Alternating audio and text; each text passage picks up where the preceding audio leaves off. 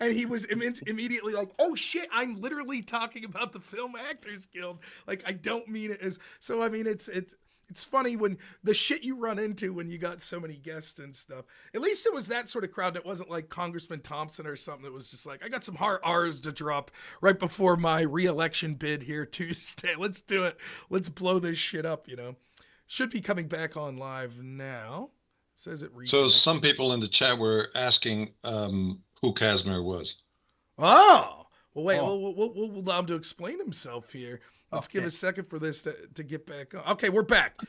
People in the chat were asking Casimir, "Who are you?" What a metaphysical question. You Who want to tell are us who you? is Casimir? So let's see. I wanna see if chat is running. Oh, we're back. Okay, we are back. Let me reload this. To watching. What is this? What is this? Well, I Oh, think what happens probably in YouTube, it probably ended the video. Now you have to restart another one. And Twitch, who the hopefully, hell knows that? hopefully people will.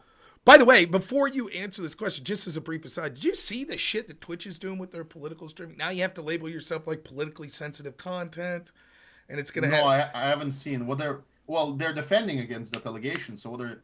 How are they covering for Hassan? Tell me. Dude, last night I literally did a stream. It's like 20 minutes. It was like, hey, 24-hour stream tomorrow. Everyone join. We're going to have congressmen on, blah, blah, blah. I think there was like one political question someone asked me. It's super benign. And the stream, no problem. I just lay down to go to bed, try to get some sleep. I get an email. I check Gmail. It's like, I just got a warning on Twitch for politically sensitive content. And it's basically my understanding of the rules are you talked politics, that's politically sensitive. And so you have to go through and label your channel as politically sensitive. And then I would assume that inevitably what happens with that is the algorithm's manipulated to deprioritize sort of content that's considered it's like adult only or something. It's like, so, you know, I could be a titty streamer in the hot tub and Twitch is like, all good, man. And, you know, they put up with years of Hassan and that crew. But my goodness, someone like me with hot political takes as such as, you know, like, hey, maybe we should try to secure a border and have cheap groceries. Too much. That's too much, you know, to be able to. So ridiculous. I hate Twitch, but I'll stick it out. A, You a know. trigger warning, huh? Yeah. So, all right. So the question was, we got people on here now. The question people wanted to know is, who is Casmir? So you want to tell them just a little about yourself? I thought Sure. I falsely assumed maybe most of the people would have been from the Crucible or my channel would have known you, but I guess there's probably some that don't. Sure. I think that fastest identification is the only real libertarian, maybe an objectivist libertarian in some sense. Debate bro. Guest. I show up to streams to say based things, to exploit other people's platforms because I work hard and I'm lazy when I don't. And so for now, that's it. I'm interested in questions of law, of jurism from the libertarian perspective. I read a lot of books about that. I'm interested in history, but in general, I'm sort of a jack of all trades in terms of political conversations. I can weave a whole bunch of things, maybe too much. And I like analytics, integrating different concepts. And the story of how I came here is I was just like a normal gamer, teenager, I guess maybe early 20s. And somebody brought up that there's a thing called Discord and brought me into a channel that was political. I think it was around, actually, it was much later. Initially, you know, it was just all games and communities. But then around the election of Trump, the sort of Trump conservatives have had their own Discord. And when I showed up there, they would bring in debaters, people like Dark Dawkins, and I would watch them just like, you know, crush the atheists. At some point, Dawkins lured me into debating him, and I sort of received a little bit of a smackdown because I was like a normie, sort of don't care default atheist at the time, and but I have a fighting spirit, so the very next day I came back and I decided like a plan of action, and I debated him into muting me because I realized it wasn't like a good debate tactic. It was very dishonest, but I managed to what I believed to be like a victory, which is he couldn't continue talking to me because of the positions I took. I broke through his little scheme that he runs on people. And I love that. I loved the sort of this idea that somebody could get so annoyed.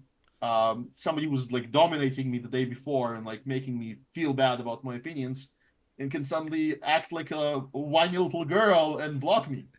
And so I was like, this is interesting. Then I joined groups that were doing debates.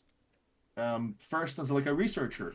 There were my friend established a server where there were debate teams, and I randomly picked one of the teams, and I started helping the people there who were more experienced debaters at the time prepare their arguments. So one of the preparations was to research moral realism, and I really dove into that, and that started affecting my own personal beliefs. I started realizing, there's lots of interesting stuff to read, and I don't have to have weak, groundless sort of classic liberal light opinions anymore, and I can look into trying to reconcile what contradictions exist in like my conservative view. I always, by the way, realize those contradictions because when you come from Russia, it's very weird. In Russia, the right are the liberals and the left are the communists. But the right are liberals. Here are like, when you come over here, they're like they're not considered the conservative. The conservative are the communists. And so I thought, maybe there was some kind of a flip. I just couldn't orient myself here. I defaulted to listening to Democrats initially, but they were saying things that were already starting to sound anti-classically liberal, even back 20 years ago. Right. And so I was just confused. That confusion only got resolved finally when I started reading libertarian books, some stuff by Rothbard, Hazlitt's Economics in One Lesson, stuff like that, and a bunch of articles on Mises.org when I got to that website. And also in debate groups, you eventually end up, you want to have strong arguments. You're geared towards that, like driven, you want to win debates. And I noticed that initially the libertarian and anarchists were easy food. But when I read the books that they were supposed to be reading, I realized, the books are actually very strong. And they matched my mentality, because when somebody like Hans Hermann Hoppe writes, he's like, here's, a Tetris piece. Here's another Tetris piece. Here's how they connect. It's all like solid, step after step. He's building up. It didn't seem unclear. It's not vague. And it answers questions better than everything else I've read so far. And it contains a lot of the things that I now realize he's influenced by proper analysis of politics, of how politics actually works. And so now my current position is I call myself a real libertarian because no one else, very few people that I know within that circle do as much reading and thinking. And so we don't have anyone that represents us in public that we could point to from the current stars of libertarianism that are true. Dave Smith, you can call him out. He released another video recently where he says, I don't care about principles, I just want to be pragmatic. Failure. Like absolute failure. Which means that he can be pushed around and submitted, just like Andrew Wilson did when they talked. The same guy, right? Yeah, it's the same guy. He folded. Now, he folded not because there aren't strong arguments in his favor. He folded from the lightest pressure because he doesn't read the theory. It's like, imagine, here's an analogy that the chat will understand. Imagine if somebody didn't go beyond catechumen in Christianity and tries to argue theology. Mm-hmm. They didn't complete. They actually flunked out. They didn't finish reading the Bible. How can they argue what the Bible says? Well, listen, Right. I like Dave. I think he's a likable guy. I think a lot of his gut is going in the right direction, what I see. But it's if you don't have a good philosophical underpinning for understanding your worldview, it's a difficult premise to then go in and debate that. And I understand Dave feels like, well, I didn't understand that this was a debate is going to be his argument, which is fine. But I was struck by, and again, I say this as someone who likes Dave. Don't get me wrong. So I'm not denigrating him as a person, but I was struck. It just not understanding even the most basic of concepts or criticism, like just literally the most surface level. Okay, well, where do you derive your system of morality? And like that's like one of the most obvious questions you're going to get, right? Like, where's your system of law coming from? And he just had to say default, like, not even convincingly to say from God, but like an excuse when you fall the debate. And especially when your opponent is arguing for sort of a Christian populist worldview, right? So they're definitely going to be ready to argue with you on the concept of like, well, what do you mean it comes from God? Explain to me what you mean by that. And it was sort of like, well, I don't really want to debate this, is how it came across. Like, I don't want to talk about this. I just thought that I was going to talk about, like, you know, we need less taxes. Yeah, well, that's taxes it. Bad. Lower but taxes. Part of that, but part of that is the way I think that he was concussed by the way that Andrew came at him. I mean, Andrew came at him like maybe a little too hot. It was an MMA fight. I mean, right? I mean, it was. Listen, it was a cage match. He's the number one guy in our movement. Mm-hmm. Huh? I expect him to be an MMA fighter. Right, and he wasn't. Clearly he wasn't. Right. You know, but I think that it took him back. Andrew came at him like, I mean, the whistle didn't even blow, and Andrew was like, you know, and stomping his feet. And listen, stylistically, I can understand why. Like, let's say it's not Dave Smith. Let's just say it's like some high schooler that's like, hey, I have a foray. And like you were saying at the beginning, Casmir, you're just taking a foray into sort of libertarian principles. And all of a sudden you're in this, you thought it was a discussion, you're in this debate. And this dude's coming like, yeah, Andrew's too much of a dick then. But that's not the case. I think Andrew's treating Dave with sort of the respect of, oh, you're supposed to be someone who's sort of an ideological mover, you know, in this circle. And so I'm interested to push back on you. And, you know, I couldn't help but, and again, I'm not saying this is shit on Dave, but especially when I saw you call in, right? And you're trying to make a point in Dave's favor, and he doesn't even understand that, right? Like when you call in and you're outlining, I can't remember specifically what the scenario was. I made some mistakes there. I made it too complicated. I tried to use an analogy without polishing it until it like flows naturally and people understand it. So it was very rough initially. But yes, there was a moment where he could have understood and he just flat out refused. Now, I can tell you exactly why. Several months ago, there is a post where he talks about, the question of borders, or the question they keep talking about the bomb in the park and the other, philosophical questions, where there's writing for him to refer to. There is like almost 2 decades or 3 decades of arguments where Rothbard wrote his original article in favor of police evicting the bomb 30 years ago, and that caused a major rift and a lot of analysis. He didn't read any of that. And when somebody approached him and said, let's discuss this, let's talk about this openly, let's debate this or have a friendly explainer of this, he said, I don't need to. So he's not a participant. Right. And that means that here's another thing. Why though? Why would he say that? And another just last factoid. When he spoke to Andrew and he referenced some book and some writer, wasn't a libertarian ANCAP hardcore writer, wasn't even a quasi-libertarian writer, it was just some paleocon that he happens to like. And the answer is that libertarianism is a grift. It is very appealing to a certain libertine type of young person.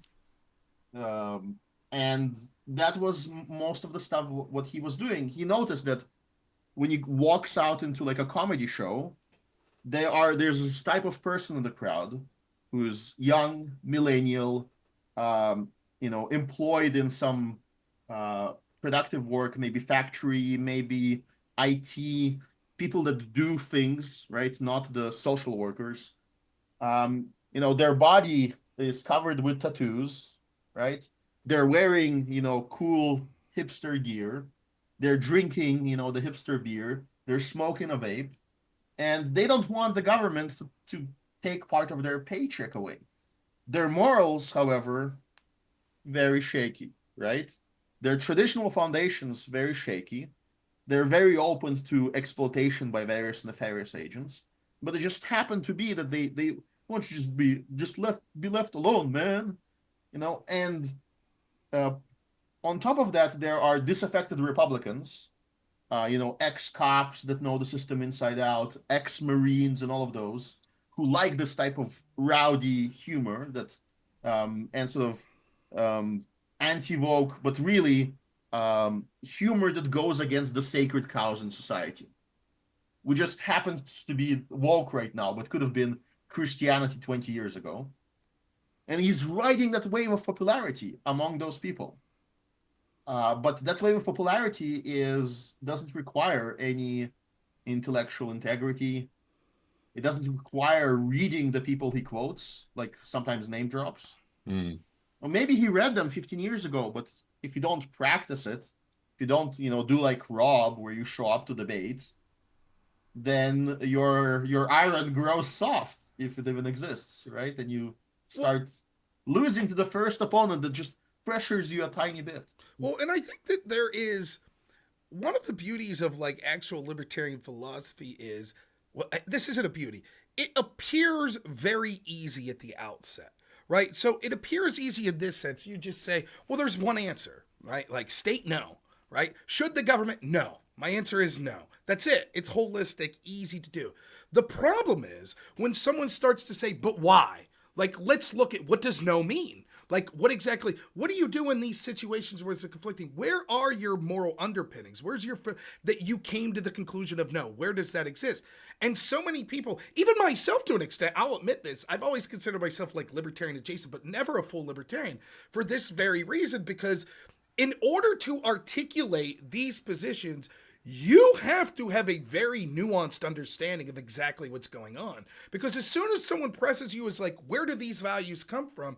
It's not so simple anymore. And so people mistakenly think like this is an easy position to advocate for because it's a simple answer. Everything I can answer any possibility. Should we raise the tax rate on this? Of course not. Should we increase the police force here? Nope. Should we enforce border laws? Nope. Nope. And so many of what you see in the modern libertarian movement just takes it to that surface level. And when you start to be like, but wait a minute, like look at how your sort of idea of why the state shouldn't act in these sort of examples, how that's contradictory to a lot of the other principles that you would think would apply to sort of a non-aggression principle. And they just, as soon as you get there, it's just like, well, fuck the principles. Like, well, fuck all that. Like, all I'm saying is I want to smoke weed. Right? Like, and it's like at that level, it's sort of collapsed. And again, let me be clear. I have no problem if that's you out there, right? You're just some dude and that's it. And not everyone has to be a deep philosophical thinker that you're reading literature over. Maybe you're working 9 to 5, cool in the gang. But if you're going to be the de facto leader of a movement, like now it becomes problematic because if there's people out there that sort of are under the umbrella that by hook or crook you claim to represent, now it's doing them a huge disservice if you don't even know the bare minimum. And I think I could sense your frustration, Kaz, when you're calling in, where it's like, holy shit, if this is the metric which people look at true libertarianism versus something like a Christian populism, it's bad news for you all. Because anyone objectively that comes out of that debate looking's like, what the fuck is this? Like, this guy... Imagine you're an Orthodox Christian or a Christian period, and there's a guy who represents you who shows up, right? But as soon as he starts talking, the rainbow flags come out, right? And he's actually a female priest, and you're like, no, that's not what Christianity is about. And that's how we were feeling. But this is not new. Even the Rothbard at the time, who was the originator of much of this thought, who was the first person who sort of raised many of the questions, didn't really answer them. He wrote an article called "Natural Outlaws Have the Duty to Shut Up." And he was addressing those types of people.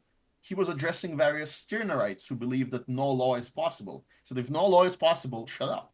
You don't need to comment. If you're a nihilist, shut up about moral issues. If you're an outlaw, don't talk about the law. If you just want freedom, man, then don't participate in politics, period. We don't want to listen to you. We will liberate you as baggage. Right. We'll carry you over the threshold, but you can't represent, you can't talk. Stay quiet. But really, the message should be get out.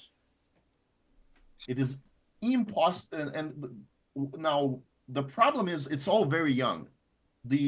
Some of the books that Dave Smith has to read are much younger than him.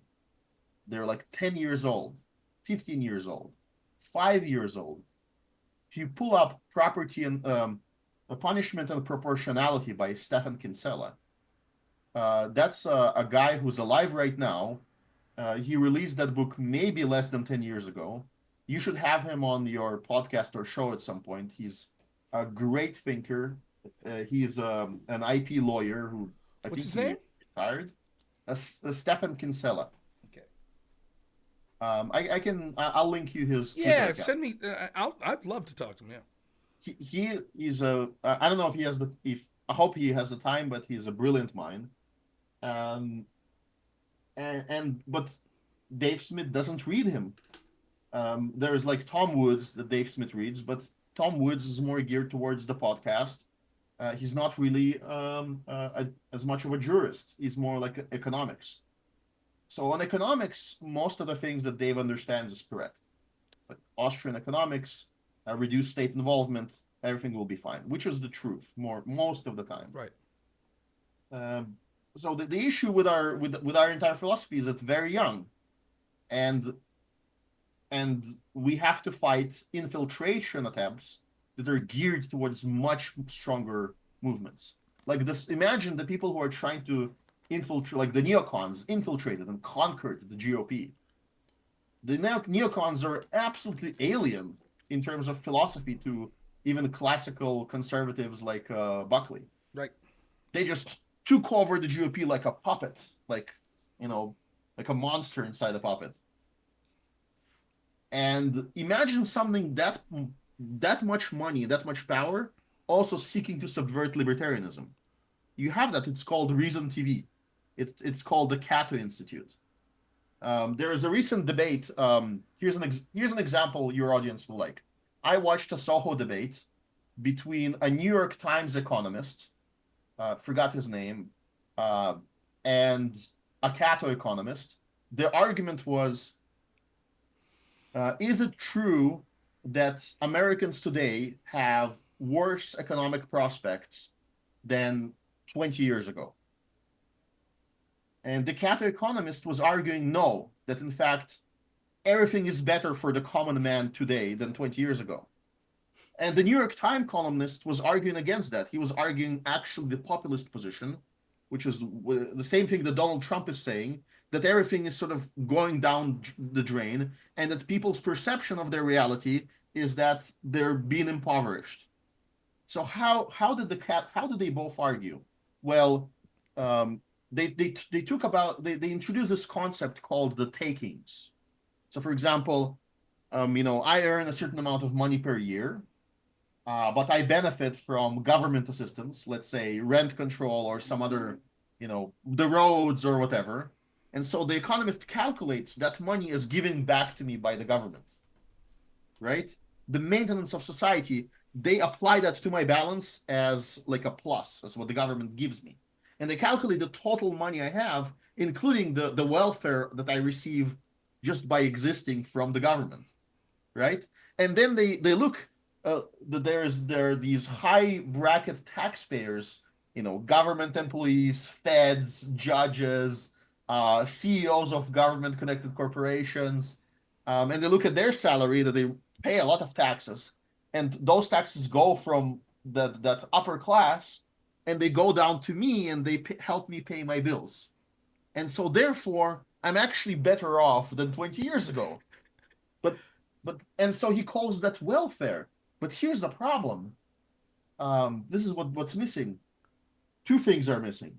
First of all, who says that this government official, who's probably some kind of a regulator, is not a welfare recipient himself? Correct. His entire position, his, I don't know, $100,000 per year plus job is a welfare job. All he does is he regulates the economy, meaning he prevents people from doing their job. He is like in the way. He's requiring licenses he's collecting payments. He's requiring licenses. He's like his entire position is a welfare position. So the takings should be considered his entire amount of earnings should be taken in the other direction. Correct. I mean, extraction. They're ignoring the extraction from the economy by all of these. Can I use the word that starts with a P? Sure. And ends with a site, right? The parasites. And it's not just, government officials. Also, you give a contract, you spend any money. Amazon receives money from the government to host their servers. So is that guy in Amazon, is he not on welfare? Right. For the NSA to spy on all of us, those servers, why should they be considered part of the GDP, of the productive society? What's productive about spying on everybody? It's so interesting. Like, and you could look how this plays out even in real-time news that you're seeing. So the job reports just came out and people are like, oh, 12,000, what a terrible miss. But then you delve a little deeper. And in fact, if you look a little deeper at the jobs number in general for the past 2 years, it is amazing what portion of the jobs created are government jobs. So one of the questions that I had, and I thought it'd be interesting to ask you this, clearly there's a problem with that anyways. And you're right, that is a form of taking out that is a form of welfare. But what do you do in a system like ours that allegedly is sort of some form of representative democracy if 51% of the people are reliant on government jobs? How do you ever vote yourself out of that system where those people are going to be like, well, we're going to constantly vote for the expansion of the government because our livelihoods are basically based on this welfare? Obviously, there's different forms of welfare, but the purest form that I'm talking about here is every single person that gets one of those government jobs isn't going to want to vote for a party that says, holy shit, we need to cut back the size of government. Yeah, that's my argument. You don't. You're not peacefully, most likely. But Hans Hermann Hoppe, who wrote Democracy, the God That Failed, who in every lecture makes that very argument, that the system by design expands its own power, and it's purely budget expansion oriented. Meaning, and this is if you ever worked with government or in a quasi-government field, that the way they work is you have to, if they allocate a budget, you have to spend it, and you have to, in fact, expand it by 10% every year. It becomes unsustainable very, very fast. This is just the nature of the beast. This is what it produces. Look at the results. The results are, it produces useless positions, don't do anything, and keeps expanding until it will choke its host. The answer to that, the only peaceful answer we have, outside of open resistance, is nullification. Meaning, you move to states that nullify most federal government stuff, and you find an occupation and employment in a field that's disconnected from all of this, and you hope that your survival rations and bullets, and more importantly, allies and friends, will carry you through the reckoning that will happen over the next 100 years, you or your family. Do you think that there is a potential for another solution that's obviously I'll admit would be a long shot, but that of incrementalism? So, for example, if we look at the problems of illegal immigration, one of the arguments we're told is it's politically untenable because to take 35 million people and ship them out, we don't have the bureaucracy for it, the infrastructure for it. But what if you just take the 1% of the worst of them and then you take the next 1%? Similarly, you shrink the size of government by 10% now, and those 10% that will raise their voices. The other 90% don't have the foresight to see we're coming for your shit eventually. So you could potentially win political battles now with that 90% not necessarily thinking. Is that a possibility? And has it ever happened? Javier Milei in Argentina is showing us that it's indeed possible, which is like the most shocking thing that happened in our lifetimes politically, possibly after Trump's election. Yeah. Which is Milei was elected. He's a libertarian, right? It's really funny. He is a libertarian, in fact, probably an ANCAP, but he's also an actual pragmatic sort of politician. And so what he's attempting incrementalism. He's getting huge amount of heat even from Hoppe himself, who more or less called him like a traitor to the cause. But which is I believe Hoppe is getting a bit curmudgeon-y? a bit cranky in his old age. I would say, but not even that. I think he's trying to remain the purist. It may be that Milei will be a betrayer and the whole thing will fail, of course. But the attempt is producing results. He is reducing government. And in terms of voting, defensively voting, somebody like Milei for the United States would be amazing. Cut the government 10%. Cut the government 20%. There's a lot of people that don't do anything. We even have empirics that show that. There was an investigation how members of the Democratic Socialists of America on government jobs spent their time and were caught just engaging in political activism online. Meaning they're supposed to work to do something, to enact all of those regulations and bad things in society, but they don't even do that, which is possibly good. Instead, they do their own political work on your dime. They're like, acting as a call center inside some government agency, calling for a political candidate to get the votes out before an election. That's what those people really are doing while they're in office. I mean, if you had to guess, this is unfair to ask it. No, incrementalism is possible, basically, yes. It's so unfair to ask you this, but just take a ballpark guess. How many people of our workforce or of working age population in the United States do you think are of net benefit, that are putting in to benefit the country versus people like at government jobs or other jobs that are sort of shifting around, smoke and mirrors? Like, it seems that the pool of people that are actually contributing shrinks more and more every year. And it's scary to think about how everyone else is relying on the backs of what seems to be an increasingly smaller minority. No, I don't think it's a small minority. I was going to say Pareto distribution, but really I shouldn't.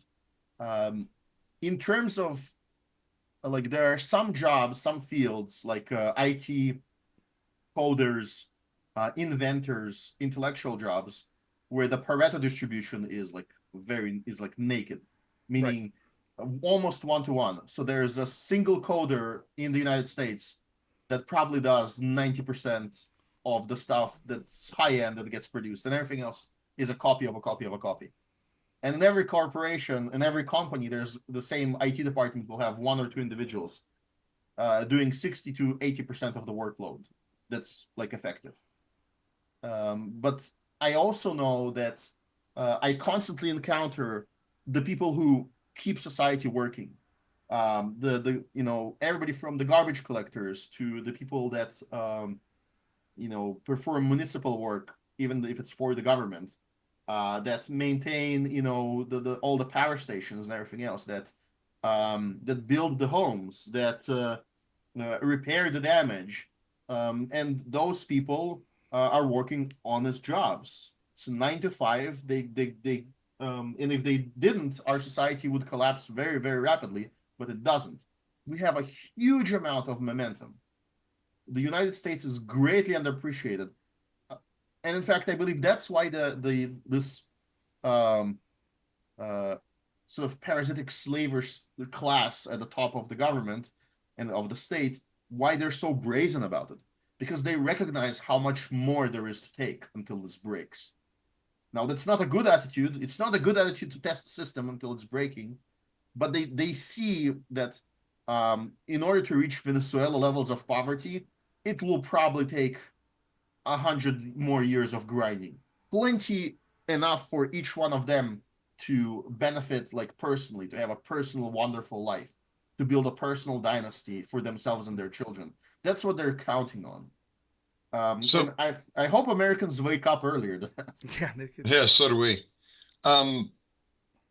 My question is, could you describe what the central tenets or precepts of libertarianism are? Yes. So when we started this conversation, I outlined the position on ownership, first comer, late comer dichotomy.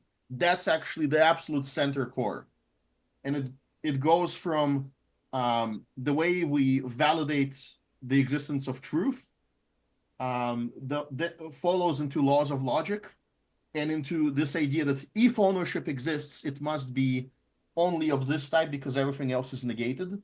And then from there, we can sort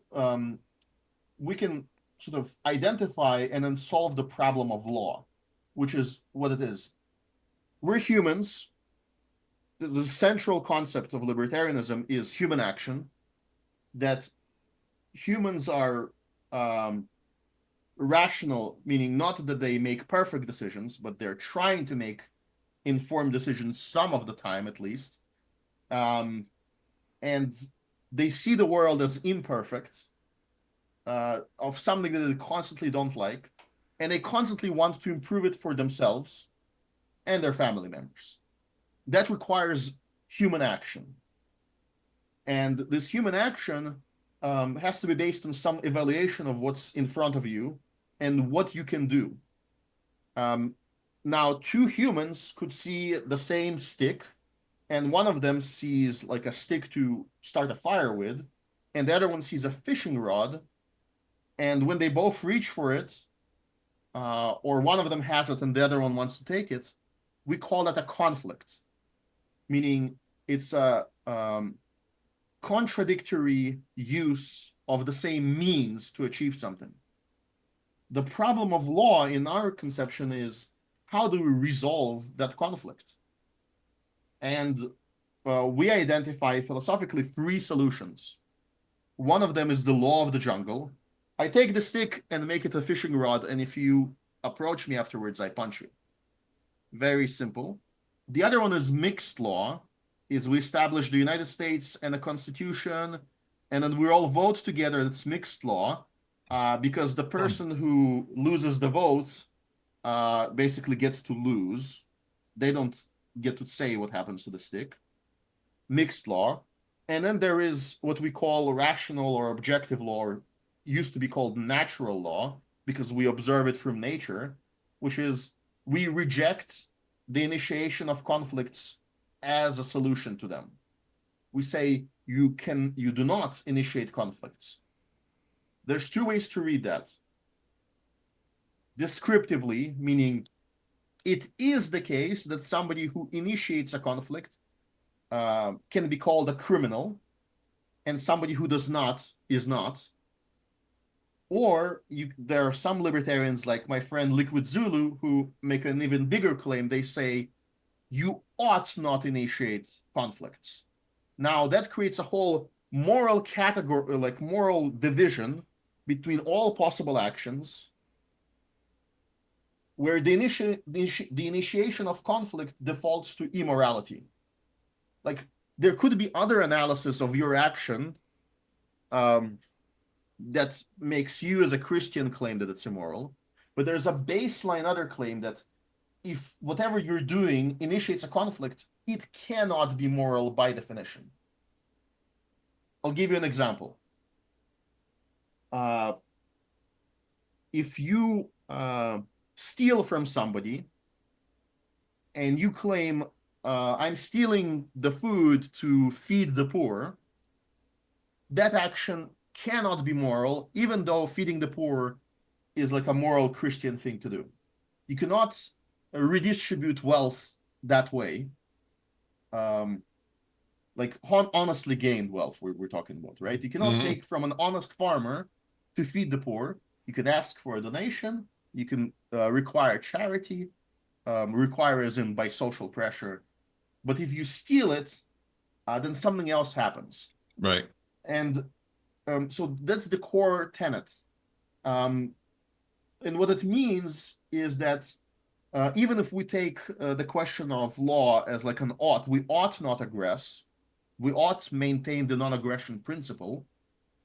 It is still just a legal theory that is very incomplete. We admit to that, which is why most consistent libertarians are libertarian dash something, mostly libertarian Christians.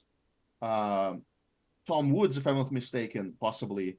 Robert Murphy, a writer who wrote Chaos Theory, he's a Christian. The people like Stephen Kinsella is an atheist, but he recently said things like that he understands he exists within Christian Western morality as the concepts that he works with. So I'll give you an example. If you went to a bar and they checked you at the door and they asked for your identification, and you're a very handsome man, but I know you're over 21. Okay? In real life, right? You're over 21. The judgment required is a minimum base. You know, hey, that guy looks over 21 and that guy certainly does not look over 21. Regardless, they ask for your identification because they want to scan your ID into the computer. Do you do it? Yes, and let's analyze why. I'm assuming, because I haven't seen any evidence to the contrary, that the bar owner is a legitimate owner of that bar, and upon entry to his premises, I have to comply with his set of rules. And in fact, in the society that I want to envision, the entire city that I live in, the entire community, would operate as that bar. Meaning, if I choose to remain there, there's going to be a set of rules established by somebody who legitimately owns that territory. It could be a person on behalf of a group where they have some contract that controls that person's decisions. Or it could be just an individual, an Elon Musk type that just happens to acquire his town. And when I enter there, they say, these are the rules. These are the social moral codes that you have to follow. And there are two layers there. If they ask me to do something that is baseline libertarian criminal, then I don't have to comply. For example, they can't tell me, in order to enter this bar, you have to rob somebody. Like, that would be a violation of the baseline. They would say you have to initiate aggression. I'm outside in the Venn diagram of rules. I'm outside of permissible actions. I can refuse.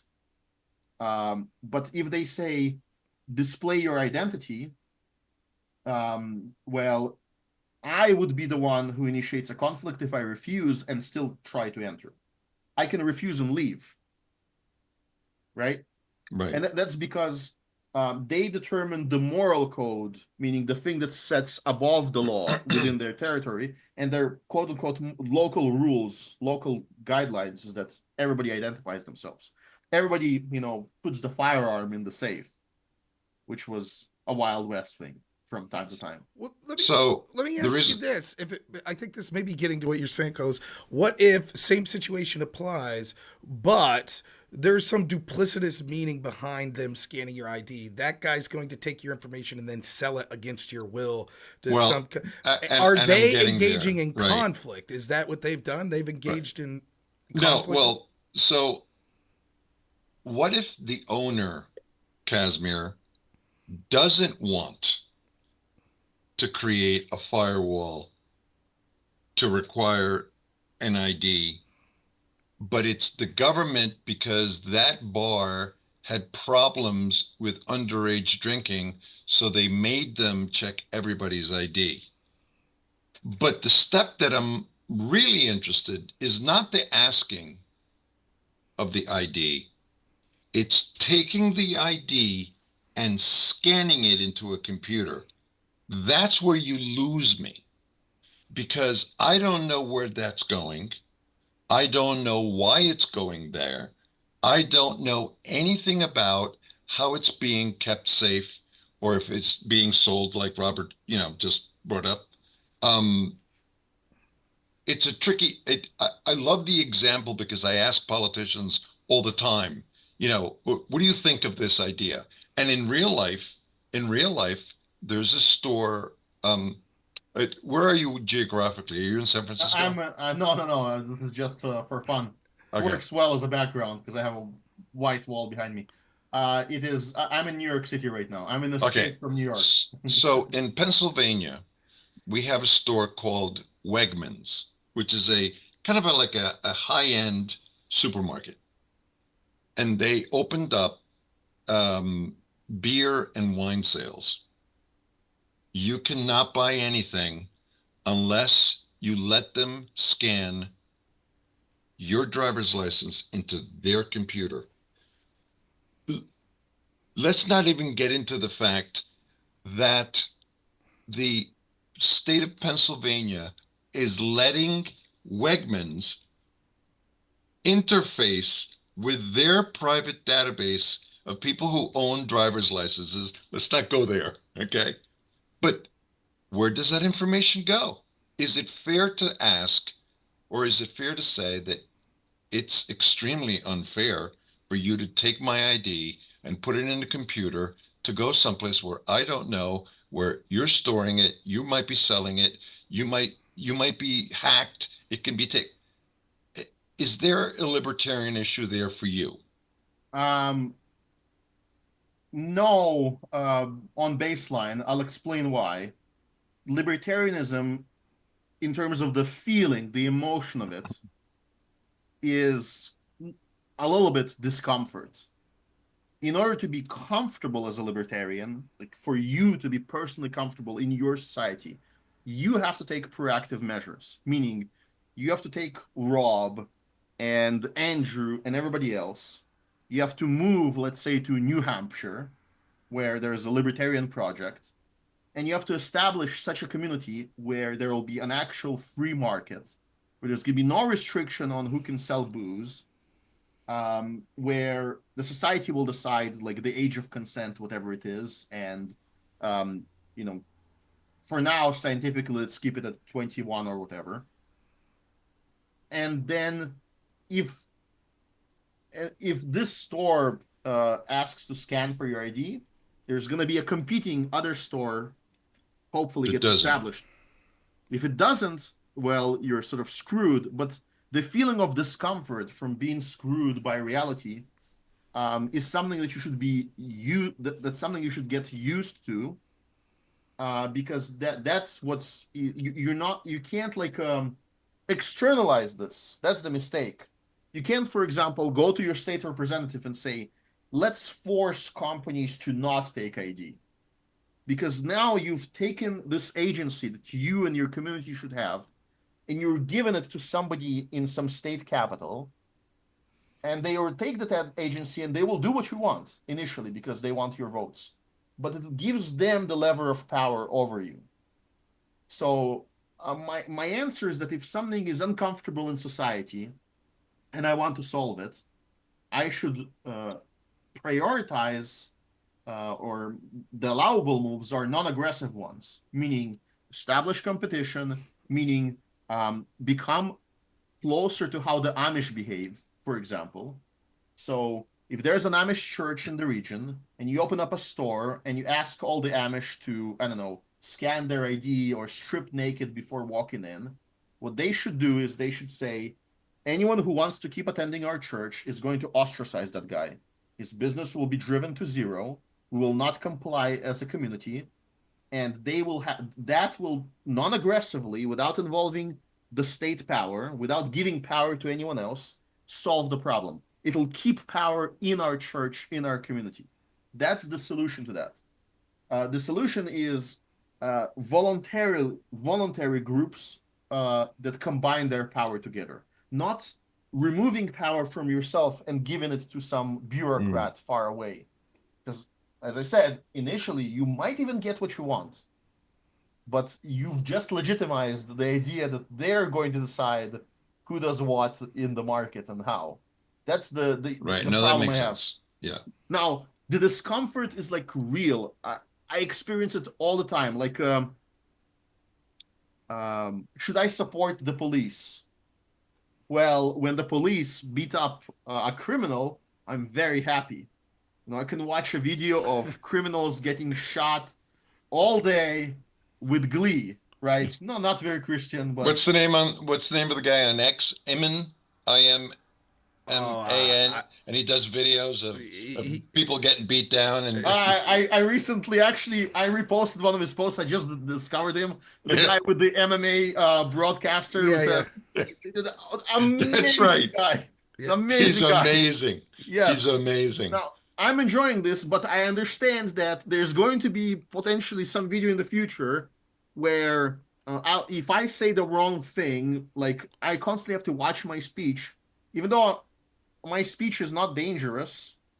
It's not giving an instruction to anyone to do anything. But if I say the wrong thing, the same cop will show up to my home, and if I offer any resistance, there will be a video of me getting beat up. And the cop will be like, oh, it's just Tuesday. It's just Monday. Right. Everything's fine. They will come. And I saw that, listen, the thing that sort of radicalized me, I already knew that the cops were suspect. But I'll be able to sit on stream in front of a cop and say all cops are bastards unironically. Why? Because you have survived in your job, let's say in a liberal city at least, right? Not a sheriff in some small town. But in a liberal city, if you're a cop in New York or in any of those places that enforced COVID restrictions, I know that you're an oath breaker. Because I saw the business owner, the bar owner, on their knees begging to have their livelihood preserved. Saying, and you did nothing. Yeah. And they did nothing. They were in Staten Island, which is like a red district, a hard red district in New York. It absolutely glows red on the map. Everybody votes they're Republican. There were New York City Police Department cops in front of a bar working to close it, with 1,000 people surrounding them in the street. And those cops, if they were honest people, they had to say, I resign. I'm refusing to comply with this order. People are not yet brave enough to do that. Because then, you know, they lose their pension and everything else. But if this is happening to them, I lose my respect to them because... Right. Why should you trust them? Yeah. So, right. We got like 15 more minutes. If you I wanted to let you know that Don McClure just texted me he's up. Oh, he's okay. So he was. Okay, that's fine. So he'll call in about 7:30. I have one more ridiculous hypothetical for you. Right. This is a very ridiculous one, but sort of to get to the root of this. Let's assume for a second. I know this is impossible to have occurred, but let's assume that there's some sort of biological contagion. That the very nature of it is, if it incubates in even one person, it would knowingly lead to the death of the entire world. Do you have the right to force every single person that would come in contact with that to be inoculated in some way? So my answer would be, at the baseline, no. However, this is every time you ask a libertarian a question, you should notice a pattern when we're asked hard questions where we have to like give up and say, oh no, humanity should die then. Which is, I think I should call it like the not preparing for winter analogy. Here's an example of it. What if there are two people and they're both naked and it's like freezing temperatures, they're in the woods, and the only way for you to survive is to attack your fellow human, you know, and wrap them in yourself right. to escape from the cold. Would you do it? And, you know, the pragmatic answer is, oh, yes, of course. I'll do it 100 times, right? The libertarian answer is, why are you in the forest naked? Yeah. I love it. Why? I love it. Maybe that is the issue. Why in your society is there no law already on the books that you've signed up to, that you agree to, that says, in this case, we get inoculated, everybody? And if you don't sign to this law, the church believes that you're not Christian enough, and the community believes that you've violated the contract. Even by not signing up to it, please leave. You're ostracized. Maybe we will trade with you, maybe not. It's up to us. That should be one of the things as soon as a new threat gets introduced, church leaders, the community should come in and say, this should become part of our covenant. That's a very risky thing to do. It can destroy a society if you decide wrongly, like which was decided with the last pandemic, because it was just a slightly more threatening cough. Right. So it's interesting. That's the answer. The principle behind it's interesting because clearly that's an absurd distinction. But the argument that people are going to make is something akin to this: well, drunk driving should be illegal. Because even though you should have the right to imbibe whatever you want as an adult, as long as you know the risks and they've been outlined to you, and you should have the right to take that risk to get in your own vehicle as long as you're not a danger to someone else. But until you physically harm someone else, does someone have the right to tell you that just because the odds have increased that you'll harm someone else, you still haven't? So do we have the right as society to say you can't do that? Right? And so it gets to sort of this broader conversation of, if we can say that there's a utilitarian reason that's absolutely predictable for a greater good, are we allowed to act with aggression in limited senses? And so the insane extreme of that would be sort of the scenario you outlined or I outlined, where you say, like, it would literally lead to the death of yourself or the death of all society if this doesn't occur. How do you evaluate that? Libertarians have a test for libertarianism that's called the flagpole question. You fell off from your balcony, and you're falling down, and you catch a flagpole. You're hanging by the flagpole, and above you a window opens. There's no stairs. There's no way to get out of the situation. There's no phone call. There's nothing. And the guy says, that's my flagpole. Let go. A true libertarian has to say, after I finish begging, I have to let go. That's the test. That you believe that even though the action of that person is immoral, doesn't give you the right to start climbing and fighting them to the death.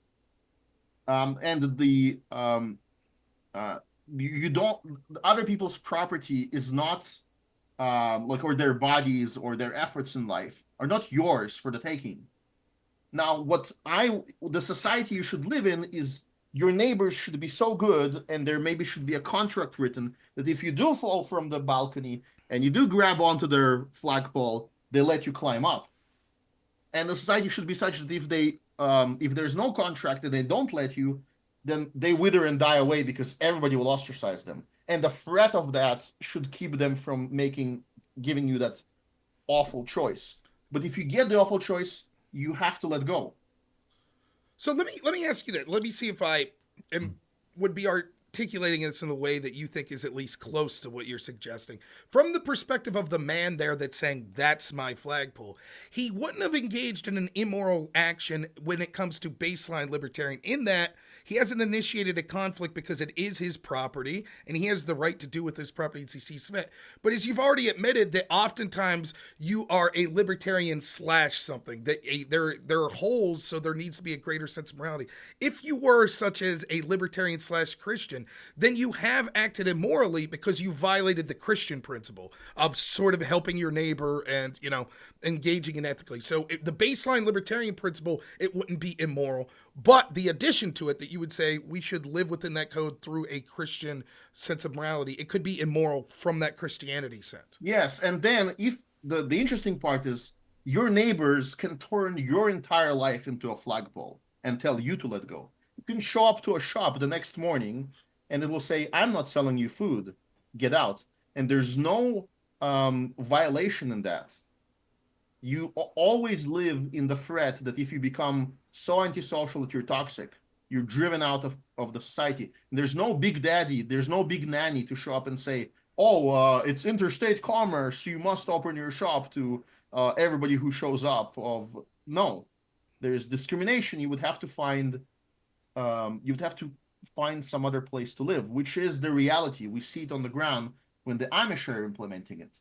So that means it's possible to implement even with minimal access to actual force.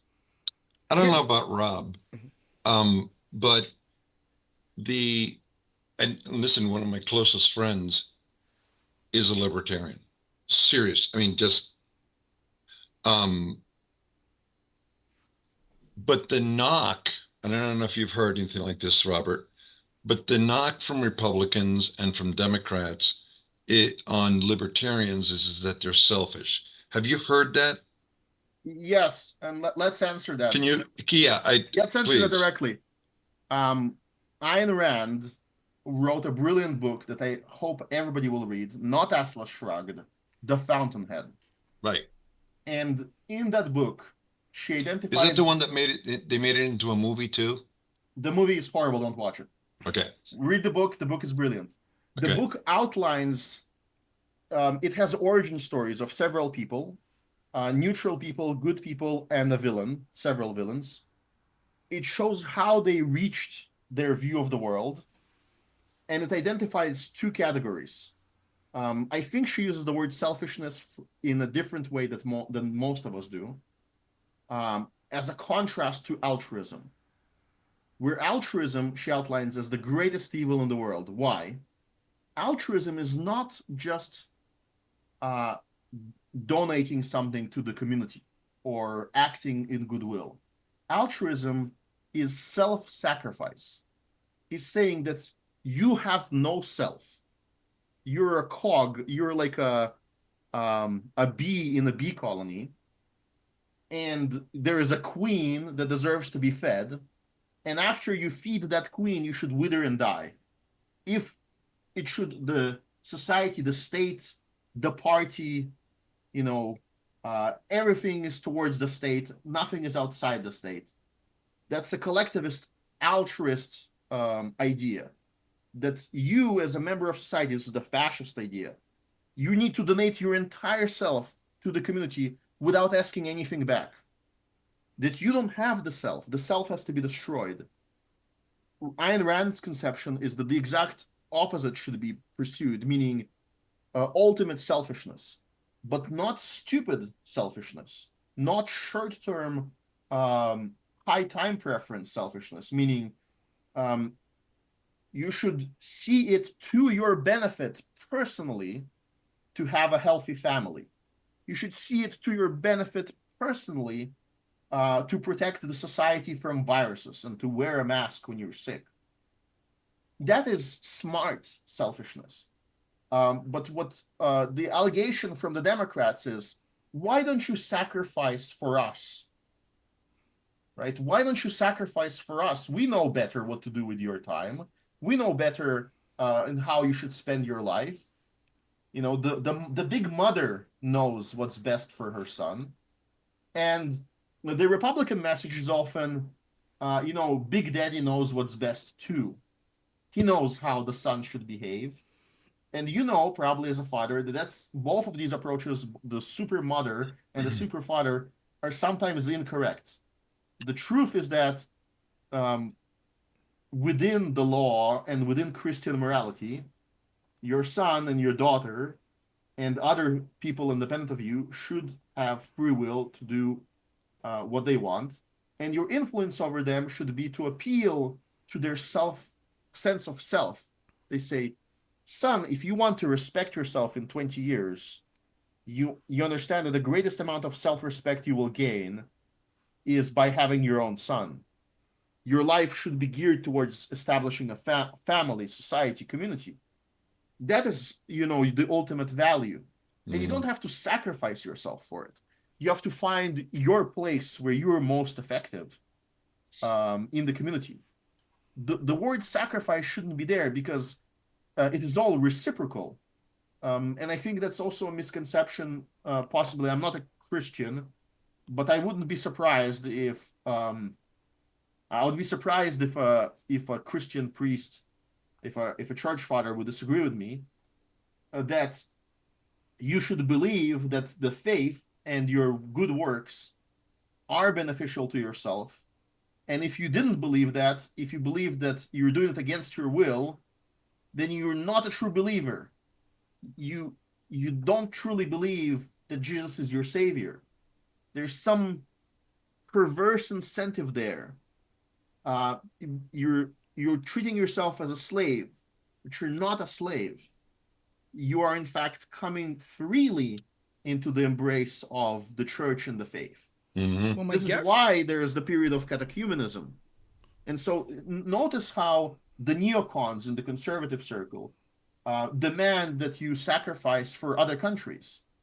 We need to establish democracy in the Middle East, save our greatest ally, which, my family is some of my family is in Israel. But I don't want people to sacrifice for that. If they want to go fight there or donate money, they should do it voluntarily. It should happen through some kind of a trade, not as harnessing the work of various people against their will to save somebody. It's not libertarian, Right. and it's not Christian, and it's deeply immoral. The Democratic Party is doing the same thing. It says you should sacrifice yourself for the victim group. Yeah. And so I think it is tragic that Ayn Rand identified Christianity as an enemy, and many objectivists today still do, because they view Christianity as one more altruistic collectivist ideology. But I don't think it has to be. I think any ideology can dip into that, just sacrifice for me stuff. Yeah. Thank you so much for the context. Yeah, man. It's always nice to hear from you, Kaz. And I'll be honest, it's a little cheat code here, like at 25 hours here, to leave Kaz come on and talk for a while. So it really helped get through. I really appreciate it. We're going to let you go here. Is there anything you want to shout out? Anything you want to say going into the election here? Or the election is anyone who tells you it's not libertarian to vote is a liar. Vote for Trump. If you're smart enough to listen to this and hear my words, vote for Trump. We'll criticize later. Right now, let's give ourselves a break of 4 years before we have, full-blown communism, right? Let's buy more bullets. Let's print more guns. Let's buy. Have you considered buying a lathe? Have you considered buying a lathe? You should. Robotics are wonderful. Your garage should have a lathe. If you can't afford one yourself, create a crafting circle in your community and combine the resources. And that's and the other thing is, if you're interested in true libertarianism, in like hardcore, the best creator is Liquid Zulu, my friend, the annoying guy that's debated Jay Dyer. I can tell you, in his videos, he's much more easy to understand. He has a great video that's blowing up again right now on AI art. If you don't understand the topic of AI and you don't understand the topic of art, he explains both of them in that video. So I'm a huge advocate. Met the guy in real life recently for the first time ever. We were at the Haas against Pragsben, another great creator debate, actually, live. Great experience. So Pragsben for libertarian empirics is like the Rob Neuer of libertarianism. And Liquid Zulu, I'm shouting out those two guys. Go check out their stuff. Eventually check out my stuff. What's your Twitter? My Twitter is free Casmir. I'll get the link up too. So, Kaz, thank you so much. It's always great to talk to you. And you have no idea how much I appreciate it. You came on twice, particularly these wee hours of the morning. I knew it'd be tough. So thanks so much, man. Great meeting you. Thank you very much. Mutual. Take care. Take care. Casmir's a great guy. Here's the thing, too. It doesn't matter if you agree with everything that Casmir is saying. I think that you can tell that he is a person that's having fun and has a deep love for sort of the philosophy, and he's really thought about it, right? And, Oh, yeah. like to hear someone that's passionate about it and is willing to sit there in good faith, knowing that people are going to be like, wait a minute, we have some questions about this, and to try, to be as forthright as possible when answering. Compare that to like the lefty that called in briefly, and I was just like, hey, to start off, who you're voting for, and it's like pulling teeth the entire time. You can't get one solid answer. It's like so it's nice to talk to someone that they know is going to be interrogating the voice. Tristan says, I need some honey for my voice. It's getting there, isn't it? Last piss break. I'll be right back. So you can talk if you want, Carlos, or you could just stretch. The audience is going to get through this. We got a half an hour to go. So I'll be right back. So I thought it was awesome that Casmir came on. Although I have a very good friend that's a libertarian, we don't usually talk a lot of politics, and I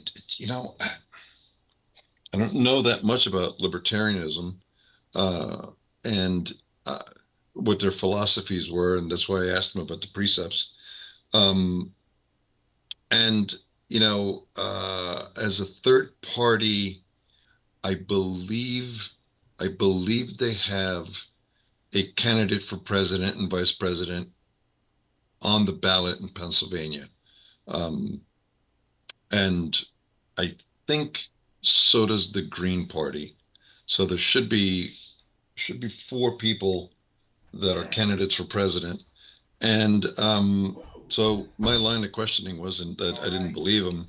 My line of questioning is that I wanted to know, and I wanted to have context.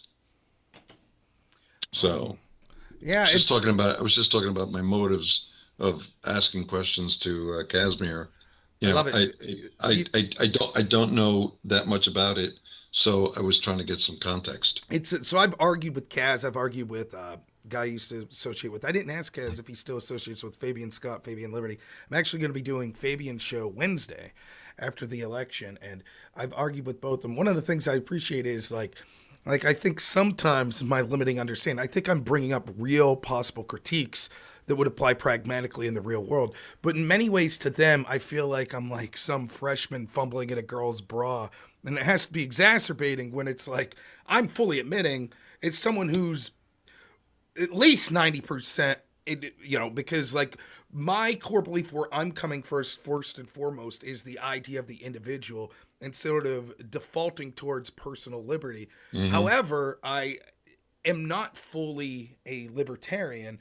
And so I fall to this critique of a threshold critique where there's going to be some metric where it's like, why do you think that it's okay for this amount of aggression for the greater good to be used here, but not the following or not the following? And so for them to, be game to listen to me prattle on with them and argue against them many times and still have a good relationship with them. Like, it's particularly Casmir. I've talked to more than Fabian.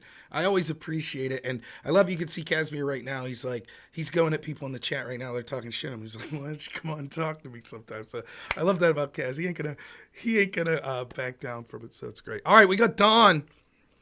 So here's my plan. We'll bring Don on for half an hour. Then I'm going to stay for like an extra 10 minutes, which you're welcome to stay with me. Give my closing argument and the closing comments that I have for the video today. And that's the plan. Hopefully be downstairs by 8:15. So we'll bring Don on. I'm sure Don's game to go for a half an hour. Perry, right? At Perry County? Perry County Chairman. Yeah, that's right. You're muted, Don, if you could hear us. Oh, I hope he doesn't have the same problem that... who had that problem? Todd? Or was it Don earlier that had this problem? If this doesn't work for him, we could just call in. We could do it through the Google Voice.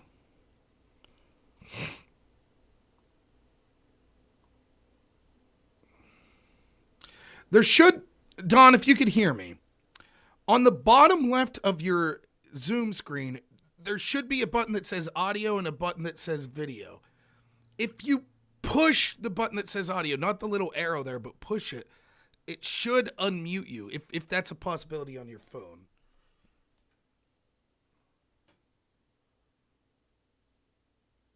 If it doesn't work, then we'll have them call in through the Google Voice number, which unfortunately will just be me talking, but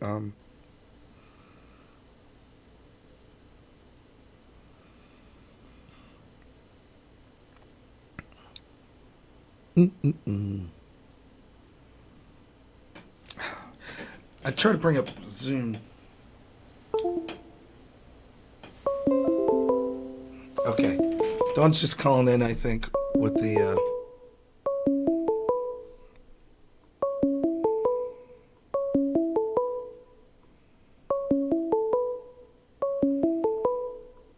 Call from YouTube is down, right? McClure. Yeah. Hello, Dawn. Can you hear me? Yeah, we're good. We're good.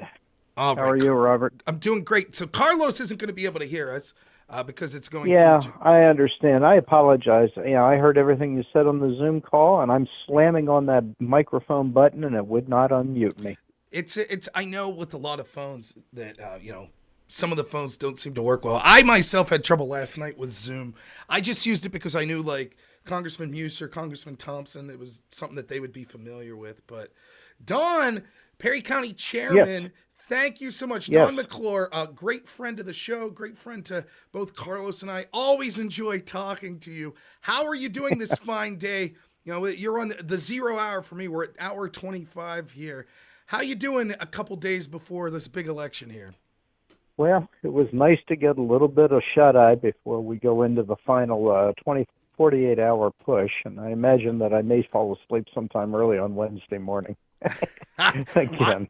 I'm imagining I fall asleep today, I'm hoping, and then wake up refreshed and ready to go. But, what are you thinking? How are you feeling in Perry County? Do you see more enthusiasm than you saw in, like, 2020? I tell you, I think that what you're seeing is muted enthusiasm. We're having... when we circulate as a county committee through the community, we get next to no resistance. We just get these quiet thumbs up. And there are plenty of overt supporters. We've been out on the streets every weekend since before Labor Day, promoting the president and the entire ticket. The enthusiasm, though, is not vocal in Perry County. I think people are just sort of putting their head down, and they're going to go about doing their business, and we're going to deliver in our county a large margin for the president. That's awesome. Have you seen increased early returns there, whether it be increased early in-person voting or mail voting, to your knowledge? That is I was hoping you would ask me that question. Let me tell you what we're seeing in Perry on that front. And I think it's worthy of comparison, points of comparison and orientation. My county is now 67.5% Republican. Democrats have fallen below the 20% margin for the first time, and that happened back in September. Okay. At what we are, last year at this time, when Carolyn Carluccio lost, in Perry County, the Democrats outvoted us on mail-ins by a 2-to-1 margin. Now, we delivered 70-something% for Carolyn, but it was all election day vote that overrode that 2-to-1 margin. At this point, we have more returns than into our courthouse than the Democrats had applications. Wow. Okay. That's amazing. Yeah, it's a pretty significant figure. We have, and I would like to repeat that for you, Rob, we have more votes into the courthouse by mail than what the Democrats had as applications. So we're going, somebody asked me how we're doing yesterday, and the answer is we're going to beat them in mail-in votes in Perry County after having lost 2-to-1 last year. The in-person voting was crazy. It was aggressive. There were lines. People were waiting an hour in Perry to vote early. People are catching on to that system, and I'll tell you, our county courthouse was not at all prepared for the onslaught. Now, we didn't have the problems in the proportions of Bucks County, but we did indeed have problems with lines and waiting and some minor balloting issues that were caught. But in the end, our return rate on mail-in ballots right now stands at about 87%. That's amazing. That's got to be Yeah. so far ahead of the national average. I mean, that's really an amazing number. Well, it's what we need to win. Rob, it goes right back to the traditional Pennsylvania tea that now has more or less isolated Philadelphia, and these little pockets, these little islands here and there, like Allegheny County. But we're in a good position in Perry at this point. But I'm going to throw down one cautionary caveat for you, one cautionary note. Okay. All right, and that is that we don't know who these people are. Mm-hmm. We don't know who these people are. We don't know whether we are harvesting our election day voters to have them vote early, or if these are new voters who are coming out for the first time. Now, I'm told that roughly 60% of the votes that we're seeing by mail-in are the relatively light voters, those that show up only in presidentials, or maybe a presidential and a gubernatorial year, the ones that skip primaries. But we have no way of knowing who these folks are who are voting right now. And to that extent, while the early voting numbers in Pennsylvania and across the entire country look really strong, particularly in places like Arizona and Nevada, we can't stop, Rob. Yep. We just can't stop. This is a tight race, and there is reason for encouragement. I think that there's a slight breeze behind us right now. I saw some encouraging poll data first thing this morning that I can share with you. But what it all comes down to is that this is one of those elections where every vote matters. And I believe it was the Epoch Times ran an article not long ago that showed that somewhere in the neighborhood of 800 American races in the last 3 or 4 years have been either tied or decided by a vote. That's unbelievable. So, and I've been saying that all day. I don't care if you think all of it's smoke, and none of us know for sure. So if it motivates you to be optimistic and say, I think Trump's got this, then great. Use that motivation to go vote. If it motivates you to say he's narrowly losing, we need to get out there, then great. Use that as motivate. Whatever it takes, just understand that all of this is speculation, no matter how educated the guess is, and none of it matters if you don't get everyone out there to vote. To just sort of explain, I think, what you're trying to say here, the way to look at this, it's not as simple as, well, if the pre-election day firewall for Democrats in Pennsylvania was formerly 1.1 million and now it's only going to be 400,000, that's a difference of 700,000. Because Democrats only won by 80,000, easy win for Republicans. But it's not that simple. So as you see here, Don talk here, one of the things is you don't know how many of your early Republican voters are people that you're taking away from that pool of people that would have voted Election Day.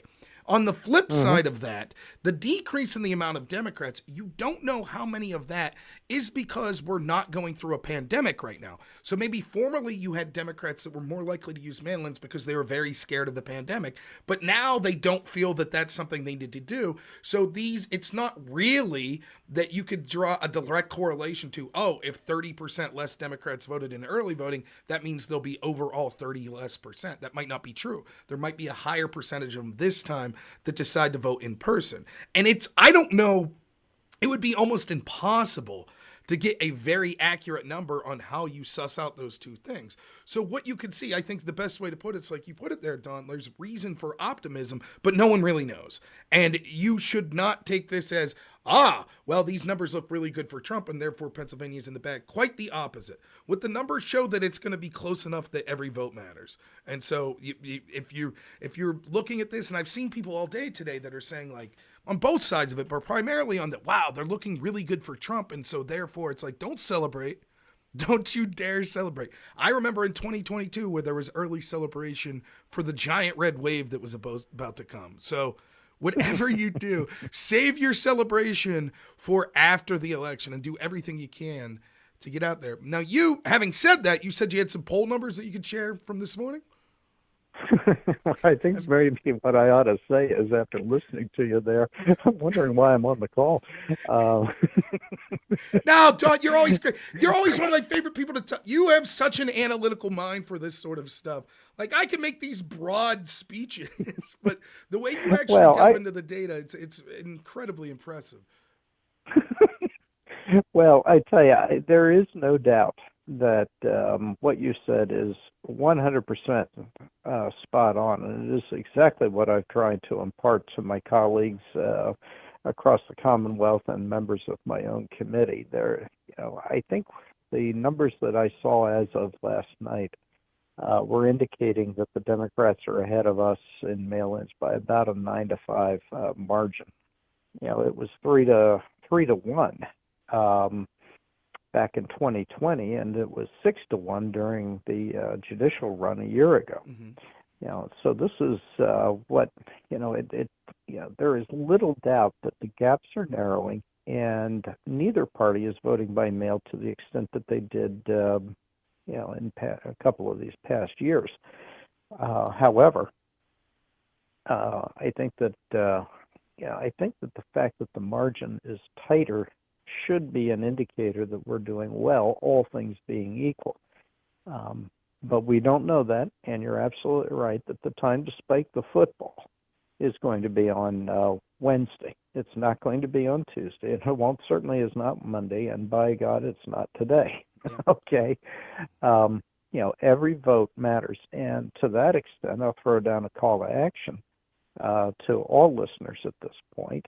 Get off your sofa. The football game doesn't matter. The kids' soccer game doesn't count. You're going to lose your country if we don't win this thing. We are engaged in the American Restoration Project, the great American Restoration Project, right now. It's going on in front of us. So hauling people to the polls, driving them in so that they can turn in their mail-in, troubleshoot problems, work your poll on election day, get that county committee to give you supplies, stand out there all day long. These are the things that matter. And while we're focusing on the president, we can't forget we have an exceptional down ballot ticket between Dave Sunday and Stacey Garrity, Tim DeFore. We need to protect them. And one of the things that we need to do at the polls on election day is tell people, vote your whole ballot. Don't miss anything. Start with your president and then end with your state representative. Don't miss one person on that ballot the whole way down through. We can't have any drop-off because that places Tim and Stacey and Dave Sunday at risk, and we certainly need the three of them to be a firewall for us, in addition to the state Senate, against this governor and his radicalism. Yeah, I couldn't agree more.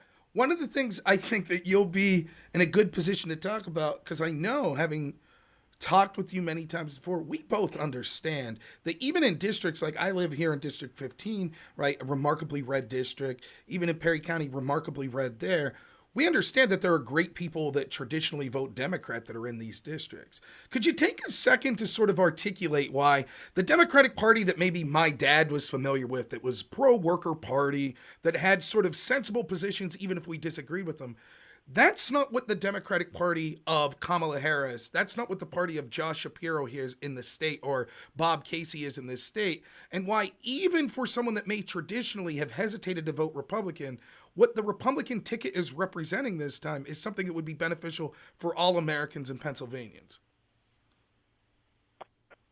Rob, there's so much that you just said there in that question, I barely know where to begin. In a way, it strikes back to the question I didn't answer, and that is about poll data. It was a Rasmussen poll came out. I just read it this morning, and their lead pollster is saying that at this point in the popular vote, Trump has a 3-point lead. Now, I only trust, Rasmussen and a couple of others. For the folks that are watching these polls, if it comes from a newspaper, media outlet, or other media outlet, or a college, immediately discount it, whether it's in favor of us or opposed to us. Okay, immediately discount.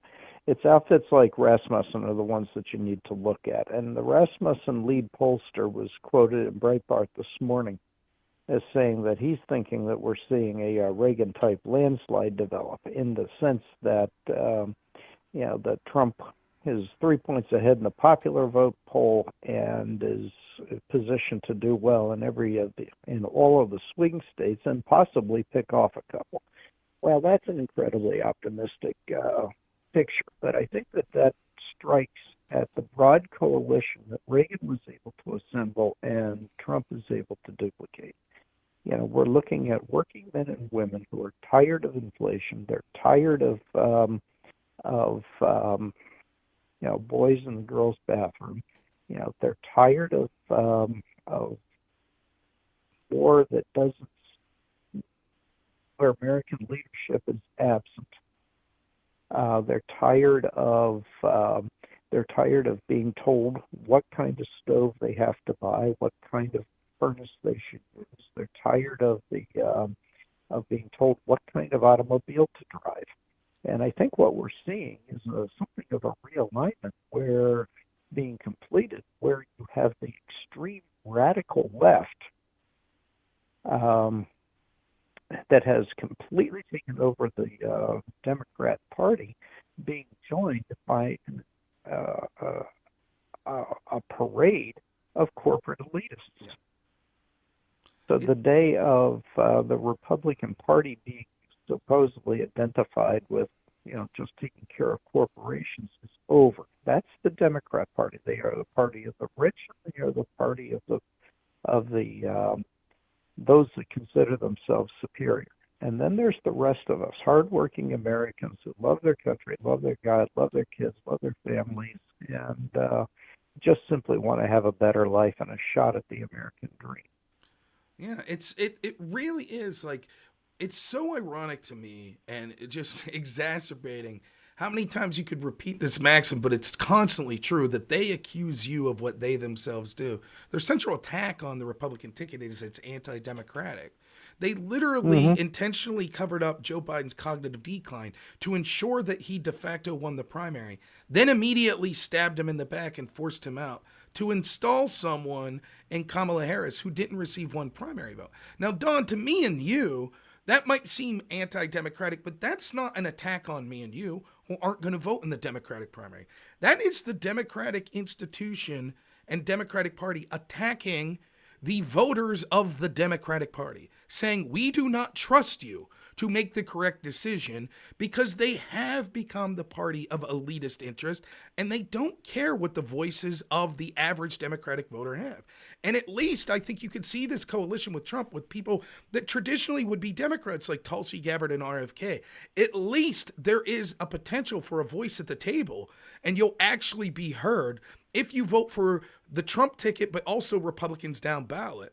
And I think that the big attacks that you see of the demonization of the sort of, these people are these heinous, evil people, it belies the fact that they can't run on the record, because they know that their policies are out of touch with the average American. And so they're forced to run on this hyperbolic hoaxes and vibes and all of this stuff, because they can't defend their policies.